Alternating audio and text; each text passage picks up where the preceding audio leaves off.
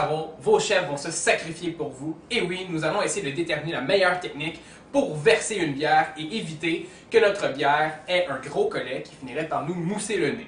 Donc Frédéric, chef Frédéric plutôt, vas-y de ta technique légendaire reconnue de partout. Technique de chef. Ce que tu as à boire, une gaspésienne, Une gaspésienne bière noire. noire. Technique de chef. D'un coup.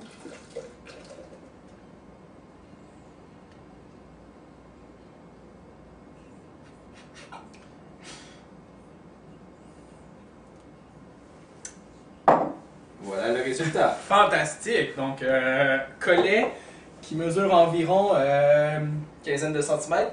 oui, quasiment 1 litre selon les graduations de ton bécher. Génial! Moi, je vais y aller avec une bière qui vient d'une microbrasserie de l'île du Prince-Édouard, Garenhaus, une bière rousse. Donc, ma technique est la suivante.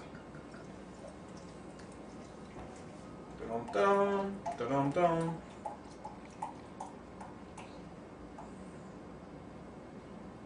Ça va déborder. Et non! Donc, sur le mien, j'ai un collet qui avoisine le 100 ml d'épaisseur. Et Jonathan? Ma bière aussi, une bière gaspésienne, une rousse cette fois-ci. Ma technique. Tout en douceur.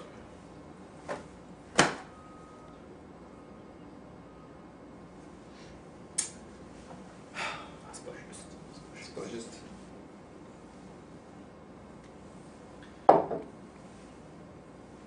Donc, un léger collet d'environ 2 mm. Donc, Santé, messieurs. sur ce, chef en sarreau, santé! Aujourd'hui, au Chef en Sarreau, nous allons comprendre pourquoi il est préférable de verser une boisson gazifiée lentement et inclinée sur le nouveau contenant plutôt que de le faire drastiquement en inversant tout simplement le contenu. Pour cela, il faut aller comprendre le phénomène de la solubilité d'un gaz.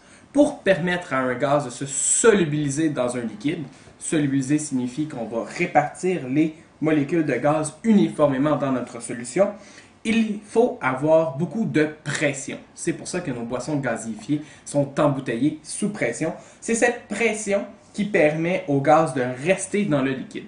Lorsqu'on ouvre notre canette de liqueur ou notre bouteille de bière, la pression change drastiquement. Pour rééquilibrer cette pression, le gaz va vouloir sortir du liquide pour aller rejoindre ses compatriotes molécules dans l'air. C'est pour ça qu'il va y avoir monté des bulles de CO2 jusque dans le haut de la canette qui va sortir. Si on brasse notre contenant avant de l'ouvrir, qu'est-ce que cela fait? Ça va augmenter la turbulence dans notre fluide, qui est ici notre boisson, et ce qui va permettre d'augmenter l'agglomération des microbules de CO2. Une agglomération de microbules en grosses bulles, ça s'appelle la coalescence. C'est cette coalescence-là, donc l'agglomération de bulles, qui va faire qu'on va voir de grosses bulles de CO2 dans notre boisson.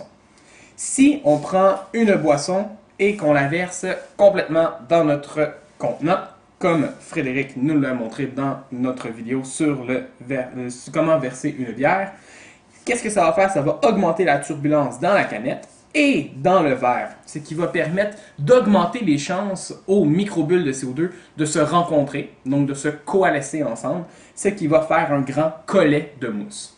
Si par contre on prend la technique de chef Jonathan, qui lui a décidé d'ouvrir sa boisson alcoolisée tranquillement et de la verser de façon inclinée pour diminuer la turbulence à l'intérieur de la canette et également à l'intérieur du nouveau contenant qui est dans ce cas-ci un bécher, cela va nous permettre de diminuer la turbulence, donc de diminuer les chances que les microbules de CO2 se rencontrent pour minimiser l'effet d'un collet, pour que les bulles de CO2 restent dans la solution et qu'elles ne sortent le moins possible de la solution pour former un tout petit collet de mousse.